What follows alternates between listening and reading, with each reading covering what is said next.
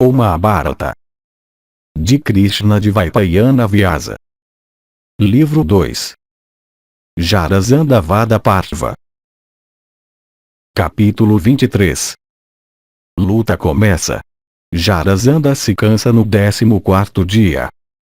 Vaisampayana disse: então aquele principal de todos os oradores, Krishna da tribo Yadava, dirigindo-se ao rei Jarasandha, que estava decidido a lutar, disse: ó rei, com qual entre nós três tu desejas lutar?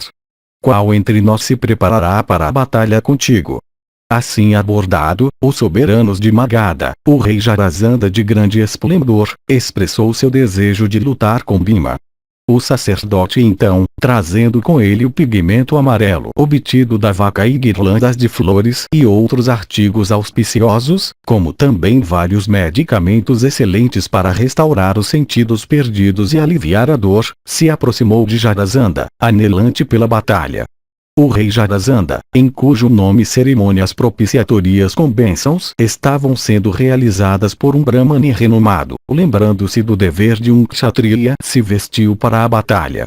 Tirando sua coroa e amarrando seu cabelo corretamente, Jarasandha postou-se como um oceano rebentando seus continentes. Então o monarca possuidor de bravura terrível, dirigindo-se a Bhima, disse: eu lutarei contigo. É melhor ser vencido por uma pessoa superior.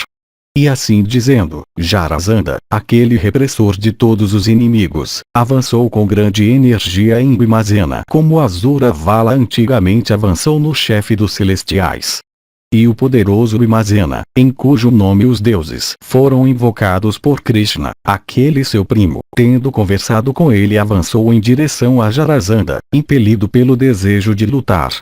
Então aqueles tigres entre homens, aqueles heróis de grande destreza, com os braços nus como únicas armas, alegremente se empenharam no combate, um desejoso de vencer o outro. E agarrando os braços um do outro e juntando as pernas um do outro, às vezes, eles golpeavam seus peitos, fazendo o recinto tremer pelo som.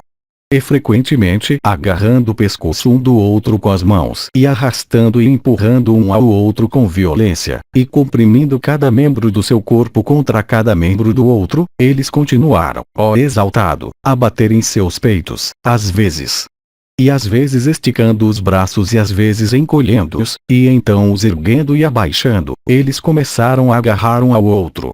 E batendo pescoço contra pescoço e testa contra testa, eles provocavam faíscas flamejantes como luzes de relâmpagos. E agarrando um ao outro de vários modos por meio de seus braços, e chutando um ao outro com tal violência que afetava os nervos mais internos, eles golpearam os peitos um do outro com punhos cerrados. Com braços nus como únicas armas e rugindo como nuvens, eles apertaram e golpearam um ao outro como dois elefantes loucos combatendo com suas trombas. Enraivecidos pelas pancadas um do outro, eles brigaram arrastando e empurrando um ao outro e se olhando ferozmente como dois leões furiosos. E cada um golpeando cada membro do outro com seu próprio e usando também os braços contra o outro, e agarrando-se à cintura um do outro, eles arremessavam um ao outro à distância. Talentosos em combate, os dois heróis batendo um no outro com seus braços e arrastando o outro para si mesmo, começaram a apertar um ao outro com grande violência. Os heróis então realizaram aquele maior de todos os feitos em luta chamado Prishtabhanga, o qual consiste em jogar o outro no chão com o rosto em direção ao chão e mantê-lo derrubado naquela posição tanto quanto possível. E usando os braços, ambos também realizaram as façanhas chamadas Sampurna Mursha e Purna Kumbha.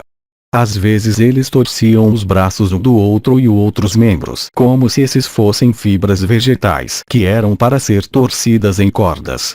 E com punhos cerrados eles golpeavam um ao outro às vezes, fingindo visar membros específicos enquanto os golpes desciam sobre outras partes do corpo.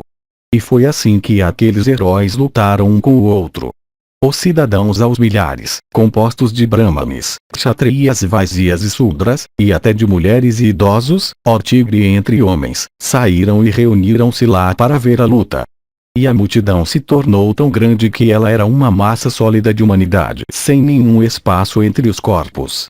O som que os lutadores faziam com os golpes de seus braços, agarrando os pescoços um do outro para derrubá-lo, e agarrando as pernas um do outro para lançá-lo ao chão, tornou-se tão alto que ele parecia o som do ribombo do trovão ou de rochedos caindo. Ambos eram os principais entre os homens poderosos, e ambos tinham grande prazer em tal combate. Desejosos de vencer um ao outro, cada um estava alerta para tomar vantagem do menor lapso do outro. E, o monarca, os poderosos Bhima e Jarasandha lutaram terrivelmente naquela arena, empurrando com força a multidão às vezes pelos movimentos de suas mãos, como Vritra e vazava antigamente. Assim os dois heróis, arrastando um ao outro para a frente e forçando para trás e com solavancos repentinos jogando o rosto um do outro para baixo e para os lados, mutilaram-se terrivelmente. E às vezes eles se golpeavam com os joelhos. E dirigindo-se um ao outro ruidosamente em palavras ferinas, eles se golpeavam com punhos cerrados, os golpes descendo como uma massa de pedra sobre ambos. Com ombros largos e braços compridos e ambos muito hábeis em lutas e combates, eles se golpeavam com aqueles seus braços longos que eram como massas de ferro. Aquela luta de heróis começou no primeiro dia lunar do mês de Kartika, outubro, e os heróis ilustres continuaram lutando sem intervalo nem alimento, dia e noite, até o 13º dia lunar. E foi na noite do 14º dia, da quinzena lunar, que o monarca de Magadha desistiu por fadiga. E, ó rei, Janardana, vendo o monarca cansado, dirigiu-se a Bhima de façanhas terríveis, e como se para estimulá-lo disse: ó filho de Kunti, um inimigo que está cansado não pode ser pressionado, pois se pressionado em tal hora ele pode até morrer. Portanto, ó filho de Kunti, este rei não deve não ser pressionado por ti. Por outro lado, ó touro da raça Bharata, luta com ele com teus braços, empregando somente a força que agora sobrou em teu adversário. Então aquele matador de heróis hostis, o filho de Pandu, assim abordado por Krishna, compreendeu a situação de Jarasandha e em seguida resolveu tirar a vida dele. E aquele principal de todos os homens dotados de força, aquele príncipe da linhagem Kuru, desejoso de vencer o até agora invencível Jarasandha, reuniu toda a sua força e coragem. Capítulo 24. Jarasandha é morto. Os reis aprisionados são libertados. Presentes feitos para Yudhishthira. Vaisampayana disse, assim abordado, Bhima firmemente resolveu matar Jarasandha, e respondeu a Krishna da tribo Yadu, dizendo: ó tigre da raça Yadu, ó Krishna, este canalha que ainda está diante de mim com força suficiente e disposto a lutar, não deve ser perdoado por mim. Ouvindo essas palavras de Vrikudara, Bhima, aquele tigre entre homens, Krishna, desejando encorajar aquele herói a realizar a morte de Jarasandha sem nenhuma demora, respondeu: ó Bhima, mostra hoje sobre Jarasandha a força que tu afortunadamente recebeste, o poder que obtiveste do teu pai, ó Deus Maruta. Ouvindo isso de Krishna, Bhima, aquele matador de inimigos, levantando no ar o poderoso Jarasandha, começou a girá-lo no alto. E, ó touro da raça Bharata, tendo assim o girado no ar por 100 vezes completas, Bhima apertou seu joelho contra a coluna vertebral de Jarasandha e quebrou seu corpo em dois. E tendo matado dessa maneira, o poderoso Vrikudara proferiu um rugido terrível. E o rugido do Pandava misturado com aquele som da morte de Jarasandha, enquanto ele estava sendo quebrado no joelho de Bhima, produziu um grande barulho que causou medo no coração de todas as criaturas. E todos os cidadãos de Magadha ficaram mudos pelo terror e muitas mulheres até deram à luz prematuramente. E ouvindo aqueles rugidos, o povo de Magadha pensou que o Himavati estava vindo abaixo ou a própria terra estava se partindo em pedaços. E aqueles opressores de todos os inimigos então, deixando o corpo sem vida do rei no portão do palácio onde ele jazia como alguém adormecido, saíram da cidade. E Krishna, fazendo o carro de Jarasandha equipado com um mastro de bandeira excelente ser aprontado e fazendo os irmãos, Bhima e Arjuna, subirem nele, prosseguiu e libertou seus parentes, aprisionados. E aqueles reis, resgatados de um destino terrível, ricos na posse de joias, se aproximando de Krishna, lhe presentearam com joias e pedras preciosas. E, tendo vencido seu inimigo, Krishna, equipado com armas ileso e acompanhado pelos reis, que tinha libertado, saiu de Girivraja naquele carro celeste, de Jarasandha. E ele também, que podia manejar o arco com ambas as mãos, Arjuna, que não podia ser vencido por nenhum monarca da terra, que era extremamente belo pessoalmente e bem habilidoso na destruição do inimigo, acompanhado pelo possuidor de grande força, Bhima, saiu daquela cidade com Krishna dirigindo o carro onde ele estava. E aquele melhor dos carros, incapaz de ser conquistado por qualquer rei, ocupado pelos guerreiros Bhima e Arjuna, e dirigido por Krishna, parecia extremamente belo. De fato, foi sobre aquele carro que Indra e Vishnu lutaram antigamente a batalha, com os Asuras, na qual Taraka, a esposa de Vrihaspati, se tornou a causa imediata de muito massacre. E dirigindo aquele carro Krishna, naquele momento saiu do forte da colina.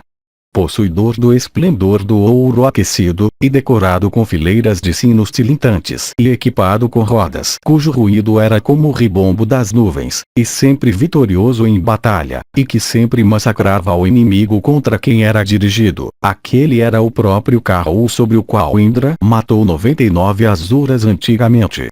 E aqueles touros entre homens, os três primos, tendo obtido aquele carro, ficaram muito contentes. O povo de Magadha, vendo Krishna de braços longos junto com os dois irmãos sentados naquele carro, de Jarasandha, se admiraram muito.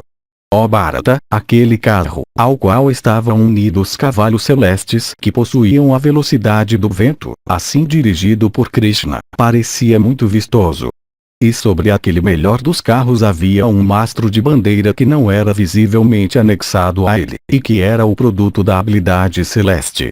E o belo mastro de bandeira, possuidor do esplendor do arco-íris, podia ser visto da distância de um yojana. E Krishna, enquanto saía, pensou em Garuda. E Garuda, lembrado por seu mestre, chegou lá em um instante, como uma árvore de vastas proporções posicionada em uma aldeia venerada por todos.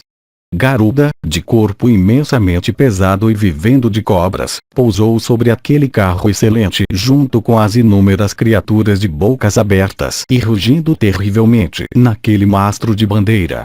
E então aquele melhor dos carros ficou ainda mais deslumbrante com seu esplendor e se tornou tão incapaz de ser olhado pelos seres criados, quanto o sol do meio-dia cercado por 1000 raios. E, ó rei, tal era aquele melhor dos mastros de bandeira de fabricação celeste, que ele nunca batia contra alguma árvore e nenhuma arma podia danificá-lo em absoluto, embora ele fosse visível aos olhos dos homens. E Achyuta, aquele tigre entre homens, junto com os dois filhos de Pandu naquele carro celeste, cujo ruído das rodas era como o estrondo das nuvens, saiu de Girivraja. O carro sobre o qual Krishna estava tinha sido obtido pelo rei Vasu de Vasava, e de Vasu por Vriadrata, e do último no seu devido tempo pelo rei Jarasandha. E aquele de braços longos, e olhos como pétalas de lótus, e possuidor de reputação ilustre, saindo de Girivraja, parou, por algum tempo, em uma planície fora da cidade. E, ó rei, todos os cidadãos então, com os brahmanes em sua liderança, foram até lá com pressa para adorá-lo com os devidos ritos religiosos. E os reis que tinham sido libertados da prisão adoraram o matador de Madhu com reverência, e dirigindo-se a ele com elogios disseram: ó tu de braços longos, tu hoje resgataste a nós que estávamos afundados no lamaçal profundo da tristeza nas mãos de Jarasandha. Tal ato de virtude por ti, ó filho de Devaki, ajudado pelo poder de Bhima e Arjuna, é extraordinário. Ó Vishnu, definhando como todos nós estávamos no terrível forte da colina de Jarasandha, foi em verdade por pura boa sorte que tu nos resgataste, ó filho da tribo Yadu, e obtiveste assim uma reputação notável. Ó tigre entre homens, nós nos curvamos a ti. Ó, ordena o que nós devemos fazer. Mesmo que seja de realização difícil, a tua ordem sendo conhecida, ó Senhor, Krishna, ela será imediatamente cumprida por nós. Assim abordado pelos monarcas, Hrishikesha de grande alma lhes deu toda a confiança e disse: Yudhishthira quer realizar o sacrifício de Rajasuya. Aquele monarca, sempre guiado pela virtude, deseja adquirir a dignidade imperial. Tendo sabido disso por mim, ajudem-no em seus esforços. Então, ó rei, todos aqueles monarcas com corações alegres aceitaram as palavras de Krishna, dizendo: que assim seja. E dizendo isso, aqueles senhores da terra fizeram presentes de joias àquele da linhagem da Zara. E Govinda, movido por bondade para com eles, aceitou uma parte daqueles presentes. Então o filho de Jarasandha, Sahadeva de grande alma, acompanhado por seus parentes e pelos principais oficiais de estado, e com seu sacerdote adiante chegou lá. E o príncipe, curvando-se e fazendo grandes presentes de joias e pedras preciosas, adorou Vasudeva, aquele Deus entre homens. Então aquele melhor dos homens, Krishna, dando toda a segurança ao príncipe atormentado pelo medo, aceitou aqueles seus presentes de grande valor. E Krishna alegremente instalou o príncipe imediatamente na soberania de Magadha. E o filho ilustre e de braços fortes de Jarasandha, assim instalado no trono por aqueles mais exaltados dos homens, e tendo obtido a amizade de Krishna e tratado com respeito e bondade pelos dois filhos de Pritha, reentrou na cidade de seu pai. E aquele touro entre homens, Krishna, acompanhado pelos filhos de Pritha e agraciado com grande prosperidade, deixou a cidade de Magadha, carregado com numerosas joias. Acompanhado pelos dois filhos de Pandu, Achyuta, Krishna, chegou a Indraprastha, e se aproximando de Yudhishthira alegremente se dirigiu àquele monarca dizendo: o melhor dos reis, por boa sorte o poderoso Jarasandha foi morto por Bhima, e os reis confinados, em Girivraja, foram todos libertados. Afortunadamente também, estes dois, Bhima e Dhananjaya, estão bem e chegaram ilesos, ó Bharata, em sua própria cidade. Então Yudhishthira adorou Krishna como ele merecia e abraçou Bhima e Arjuna em alegria. E o monarca que não tinha inimigos, tendo obtido a vitória através da ação de seus irmãos por consequência da morte de Jarasandha, entregou-se ao prazer e alegria com todos os seus irmãos. E filho mais velho de Pandu, Yudhishthira, junto com seus irmãos, se aproximou dos reis que tinham chegado a Indraprastha e recebendo-os e adorando-os, cada um conforme a sua idade, dispensou-os todos. Mandados por Yudhishthira, aqueles reis com corações alegres partiram para os seus respectivos países sem perda de tempo, em veículos excelentes. Assim, ó rei, aquele tigre entre homens, Janardana de grande inteligência, fez seu inimigo Jarasandha ser morto através do auxílio dos Pandavas. E, ó Bharata, aquele castigador de todos os inimigos, tendo assim causado a morte de Jarasandha, despediu-se de Yudhishthira e Pritha, de Draupadi e Subhadra, de Bhimasena e Arjuna e dos gêmeos Nakula e Sahadeva. Depois de se despedir de Dhananjaya também, ele partiu para sua própria cidade, de Dvarka, sobre aquele melhor dos carros de feitio celeste, possuidor da velocidade da mente e dado a ele por Yudhishthira, enchendo os 10 pontos do horizonte com o estrépito profundo de suas rodas. E, ó touro da raça Bharata, justamente quando Krishna estava prestes a partir, os Pandavas com Yudhishthira em sua liderança andaram em volta daquele tigre entre homens que nunca se fatigava com esforço. E depois que o ilustre Krishna, o filho de Devaki, tinha saído de Indraprastha, tendo obtido aquela grande vitória e tendo também dissipado os temores dos reis, aquela façanha, ó Bharata, aumentou a fama dos Pandavas. E, ó rei, os Pandavas passaram seus dias continuando a alegrar o coração de Draupadi. E, naquela época, tudo que fosse apropriado e consistente com a virtude, o prazer e o lucro, continuou a ser devidamente realizado pelo rei Yudhishthira no exercício de suas funções de proteger seus súditos.